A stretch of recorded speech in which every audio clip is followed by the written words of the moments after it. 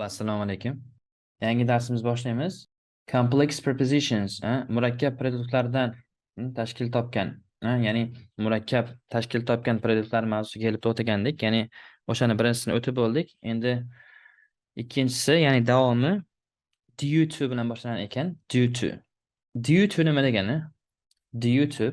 Due to degani because of degani. Because of yuqorida o'tgan darsda o'tgandik. Because of, because of degani nima? Sababli dedik-a? Sababli yoki tufayli yoki bo'lmasa deb degan ma'noda, due to. Ko'proq o'sha demak due to shu formal holatlarda, rasmiy holatlarda, kitobiy tilda va hujjat ishlarida ko'proq ishlatiladi. Because of ko'proq og'zaki kunusda, spoken Englishga tegishli bo'lsa, due to bo'lsa bu ko'proq kitobiy tillarga, formal o'sha rasmiy holatlarga tegishli predikat hisoblanadi. Due to. Va ko'proq due to o'sha negativ ma'nolarda ishlatiladi, negativ. Hop. Falonchi pistonchi yoki nimadir falonchi pistonchi narsa, yoki bu narsa sababli, misol uchun u baxtli bo'ldi va hokazo degan ma'noda ko'proq misol ham keltirilgan. Falonchi pistonchi yoki nimadir sababli u avariya bo'ldi va hokazo. O'shanga o'xshagan negativni, ya'ni bu salbiy holatlarga ishlatiladi. Ko'proq due to, sababli, tufayli degan ma'noda. O'qiydigan bo'lsak, let's read out the example given here. The first one, o'zi bitta example berilib bu yerda. The cancellation was due to the rain. The cancellation was due to the rain. There was no other reason. Hop, aytayaptiki cancellation degan bekor qilish yoki bekor qilinish. Hop, bekor qilinish yomg'ir sababli bo'ldi deyapti yoki yomg'ir tufayli bo'lgan edi. Bo'ldi. There was no other reason. Boshqa birorta sababi yo'q deyapti. Boshqa birorta sababi yo'q edi deb aytayapti. Shunday reason degan sabab. Hop, keyingisi except for. Except for. Except for degani o'sha except degan ma'noda. Yuqorida o'tganiga exceptni. Except. Ya'ni except nima degani edi? Dan tashqari. Dan tashqari yoki boshqa.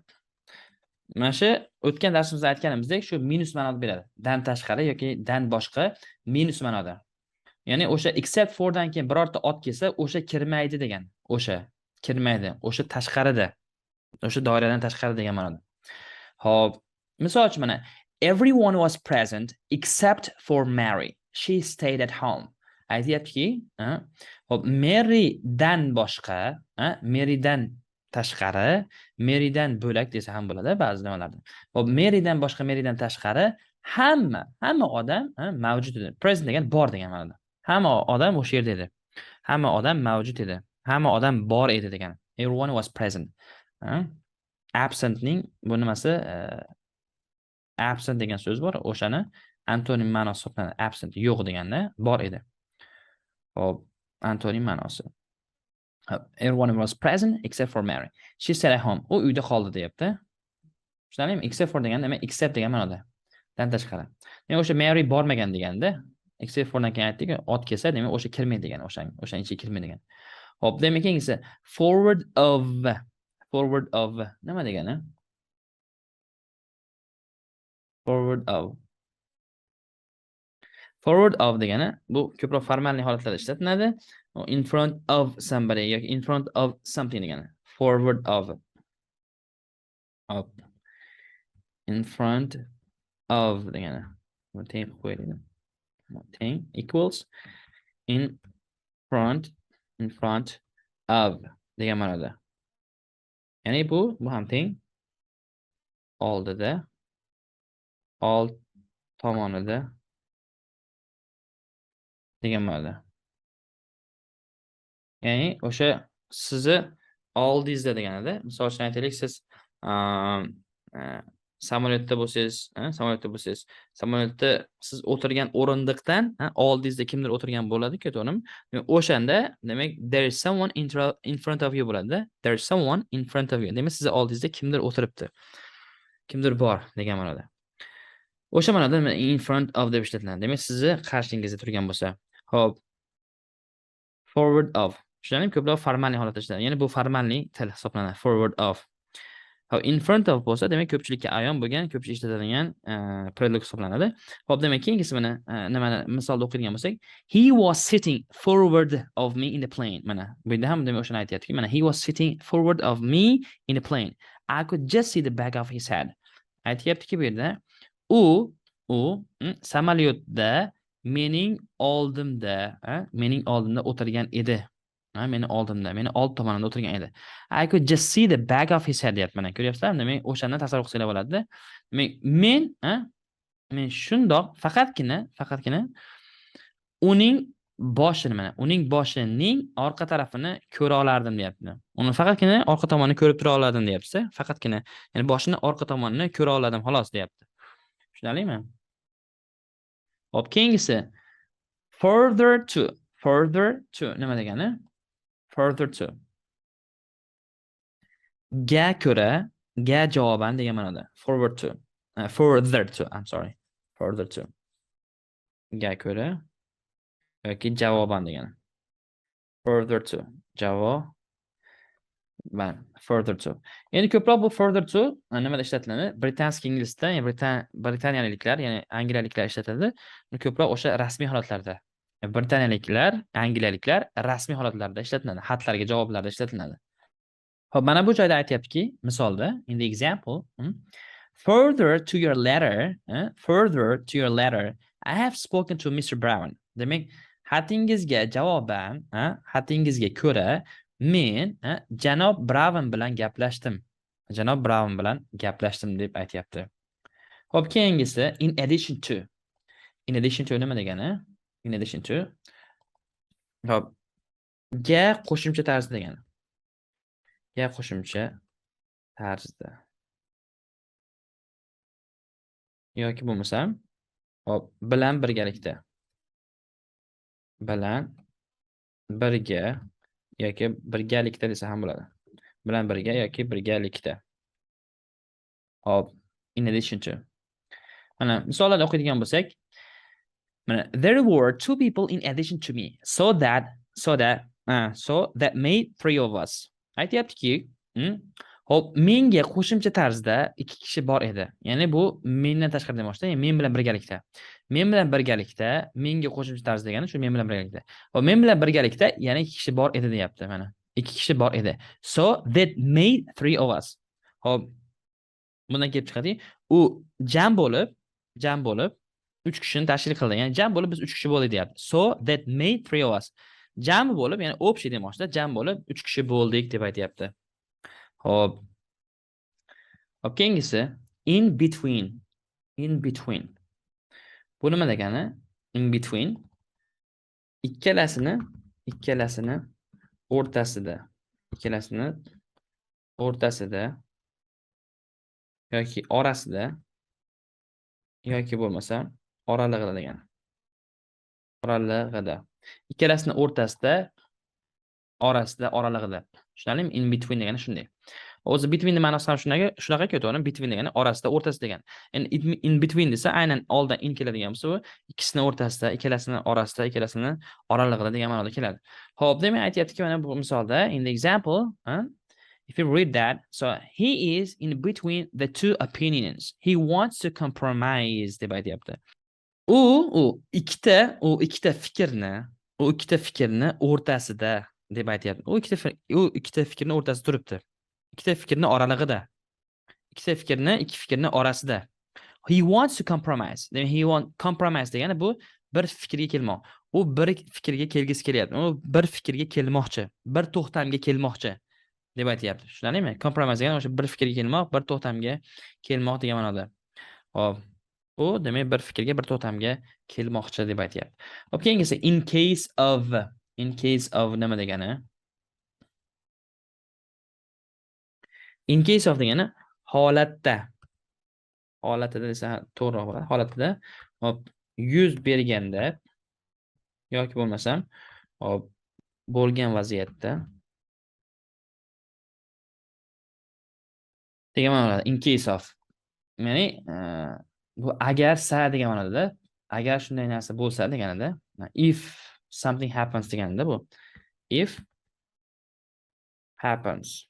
Ya'ni albatta in case of'dan keyin albatta ot ishlatiladi ko'p holatlarda. If if happens. Agar nimadir bo'lsa deganida, tushunarlimi? In case of. Hop, aytayaptiki mana you can phone me in case of need, day or night. Hop, aytayaptiki mana in case of need degani o'sha muhtojlik paytida, ya'ni kerak bo'lganda degani.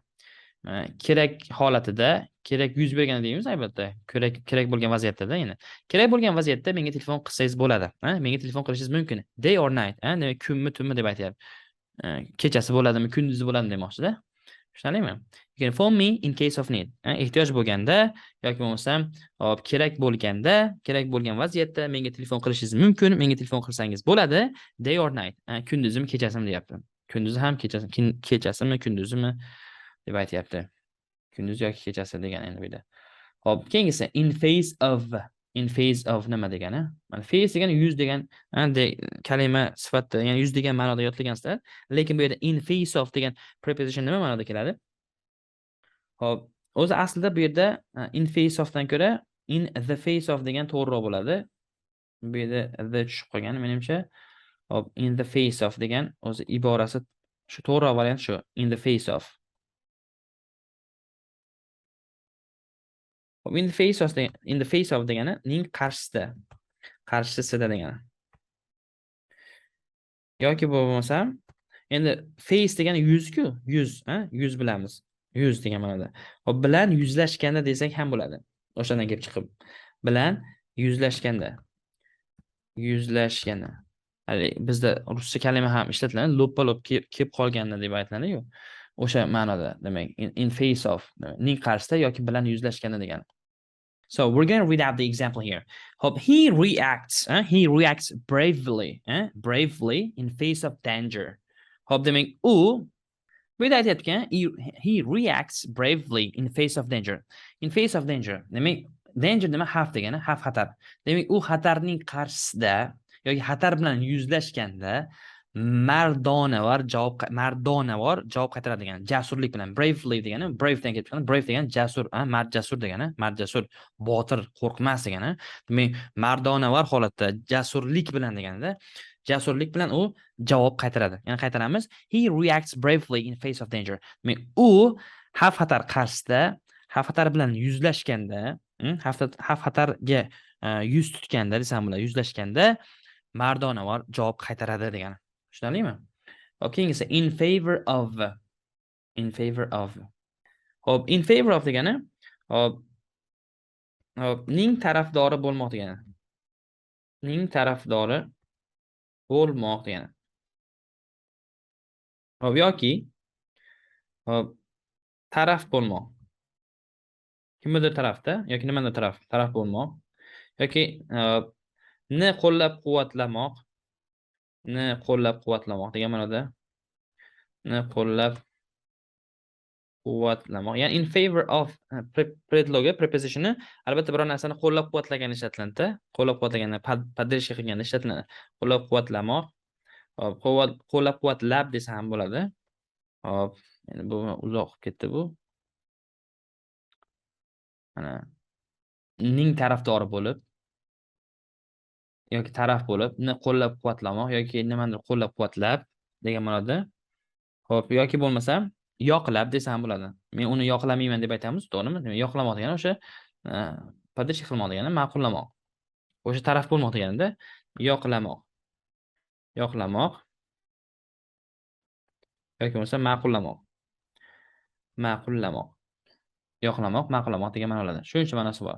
Endi umuman olganda bu qayerdan kelib chiqyapti? O'sha demak biror narsani поддержка qilgandan, ya'ni o'sha narsani biror nimani biz qo'llab-quvvatlamoqchi bo'lsak, o'sha narsani ma'qullamoqchi bo'lsak, demak in favor of nimasi predlog ishlatiladi. Xo'p, mana bu yerda misolda aytayaptiki, I am not in favor of your idea. Men seni fikringga qo'shilmayman demoqchi. Men seni fikringni qo'llab-quvvatlamayman. Men seni fikringni, g'oyangni ma'qullamayman. Men seni g'oyangni, fikringni yoqlamayman deganida, ya'ni seni g'oyang tarafdori emasman, seni g'oyang tarafda emasman degan ma'nolarda. Tushunarlimi? It won't work. U baribir o'xshamaydi deyapman. It won't work. Demak, work degani demak ishlamoq. Endi bu yerdagi ma'nosi demak o'xshamoq ma'nosida. It won't work. Baribir o'xshamaydi demoqchida. It won't work. O'xshamaydi.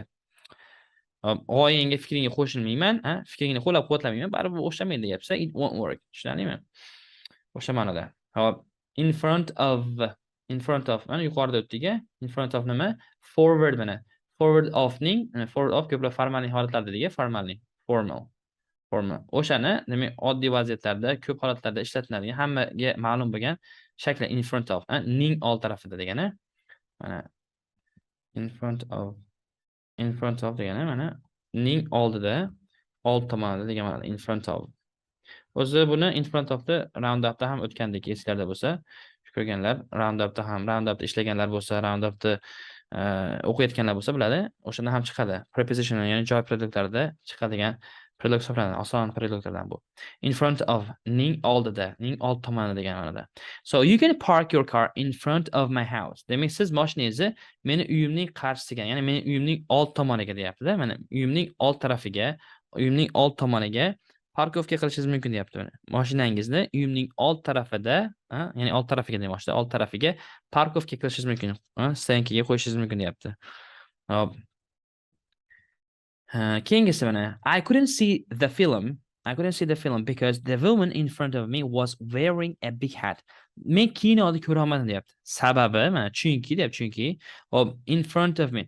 Hop mening oldimdagi ayol, oldimdagi ayol was wearing a big hat, katta shlapa kiyib olgan ekan deyapti. Tushunarlimi? Men kinoda ko'ra olmadim, chunki meni oldimdagi ayol, katta shlapa kiyib olgan ekan deb aytayapti. Kiyib o'tirgan desa ham bo'ladi. Was wearing a big hat, katta shlapa kiyib o'tirganda.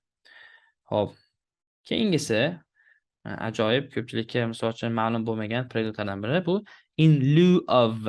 In lieu of. Bu nima degani? In lieu of degani instead of degani. Instead of ko'pchilik biladi. Misol uchun o'qiganlar bo'lsa, mana instead of degan ma'noda. Pastda ham kelgan, in lieu of degani instead of. Instead of degan ma'noda. Hop, instead of ning o'zi nima? Nima ma'noda degan savol tug'ilishi mumkin sizlarda. Instead of ning o'zi nima? O'zi nima degani? Bilmaganlar bo'lsa-da, instead of ning o'zi bu ning o'rniga degani. Ning o'rniga. Palonchi pistonchi o'rniga yoki biror narsani o'rniga deymiz-ku. O'sha narsaning o'rniga yoki evaziga desa ham bo'ladi, evaziga. Hop, evaziga endi ko'proq adabiyroq, ko'proq unchalik iste'molda, ya'ni ning o'rniga nisbatan ko'p ishlatilmaydi. Hop, instead of, nima in lieu of degani ko'proq shu adabiy holatlarda, shu formal ko'rinishlarda, adabiy tilda ko'p ishlatiladigan predlog hisoblanadi bu. Instead ofga nisbatan. Instead of esa ko'pchilikka ma'lum bo'lgan og'zaki ham umuman ko'p iste'molda uchraydigan predlog hisoblanadi. Instead of, in lieu of. Tushunarlimi? Ikkalasi sinonim. Ning o'rniga evaziga degani. Xo'p, mana bu joyda aytayapti-ki, mana o'qiydigan bo'lsak, I don't have any dollars. Can I pay euro in lieu of dollars? In lieu of dollars. Ya'ni aytayaptiki, menda dollar yo'q edi. Menda umuman dollar yo'q edi. Sizga dollarning o'rniga yoki dollarning evaziga yevro to'lasam bo'ladimi deb aytayapti. Tushunarlimi? Xo'p, keyingisi in spite of. In spite of. In spite of degani ga qaramasdan. Ga qaramasdan degani. In spite of. Ga qaramasdan yoki qaramay desa ham bo'ladi. Ga qaramasdan, ga qaramay. In spite of, ga qaramasdan yoki ga qaramay. Tushunarlimi? Hop, o'qiydigan bo'lsak, we went swimming in spite of the cold water. Biz mana sovuq suvga qaramasdan yoki biz sovuq suvga qaramay cho'milgani bordik deb aytayapti. Sovuq suv bo'lishiga qaramasdan, ya'ni sovuq suvga qaramasdan cho'milgani bordik.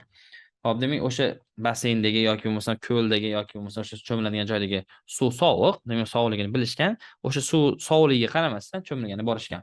Tushunarlimi? O'sha ma'noda aytayapti. Hop, keyingisi instead of. Instead of. Biz qaysiga o'xshatdik instead of-ni? Mana bu joyda hop, qana? In lieu of, mana instead of-da, in lieu of-da ikkalasi bir-biriga sinonimligi. Hop, instead of bilan in lieu of bir-biriga sinonim hisoblanadi. In spite of bilan o'qib bo'ldik. Instead of mana bu joyga ning o'rniga deganda kopiya qilib olmoq bo'lsa bo'ladi. Instead of. Ning o'rniga yoki evaziga degan instead of. Hop, mana aytyaptiki bu yerda misolda we don't have any tea. Would you like coffee instead of tea? Aytyaptiki bizda umuman choy yo'q. Umuman choy qolmaganda. Would you like coffee? Coffee istaysizmi? Nimani o'rniga? Instead of tea. Choyni o'rniga, choyni evaziga. Endi choyni evaziga deb aytamiz o'zbek tilida. Odatda bunaqa vaziyatda o'rniga deymiz. Choyni o'rniga kofe ketadimi deyapti. Choyni o'rniga kofe istaysizmi? Kofe xohlarmidingiz deyapti. Kofe istaysizmi? Kofe ichasizmi demoqchida. Tushunarlimi? Yana bitta o'qiymiz. We don't have any tea. Bizda umuman choy yo'q. Ya'ni umuman choy qolmaganda. Would you like coffee instead of tea? Tea'ni o'rniga, ya'ni choyni o'rniga kofe ichasizmi deb aytyapti. Xo'p, taklif qilyapti bu yerda, taklif ma'nosida. Keyingisi, oxirgisi, ya'ni bu betda, bu sahifadagi oxirgi predlogimiz in view of. Hop, in view of. In view of nima degani? Yuzasidan degani. Yuzasidan. Yuzasidan yoki bo'lmasam sababli. Yuqorida o'tdik-ku, because of, to'g'rimi? Because of ga sinonim bo'la oladi. In view of, due to, because of, in view of bir-biriga bo'lgan sinonim predloglar hisoblanadi. Yuzasidan, sababli yoki deb degan ma'noda. Tushundingmi? O'sha because of o'tdik-ku, due to o'shalarga sinonim bu. In view of, because of, due to lar. Yuzasidan, sababli deb ma'nosida. Xo'p, buni o'qiydigan bo'lsak, in view of your illness, we will wait for a week. In view of your illness, we will wait for a week. Aytyaptiki, kasalligingiz sababli, kasalligingiz yuzasidan, kasalligingizni deb demoqchida, kasalligingizni deb biz bir hafta kutamiz deyapti. Tushunarlimi? Kasalligingiz sababli, kasalligingiz yuzasidan biz bir hafta kutamiz deb aytyapti. Tushunarlimi? Hop, inshaalloh demak, bugungi darsimiz shu bir betni o'tishlik edi. Inshaalloh endi kelasi darsga nasib bo'lsa, mana bu joydan, ya'ni o'sha complex prepositionlarni, ya'ni murakkab preludelarni irrespective of degan joydan davom ettiramiz. Inshaalloh mavzu tushunarli bo'ldi degan umiddaman. Xato kamchiliklar bo'lgan bo'lsa, uzr so'rayman.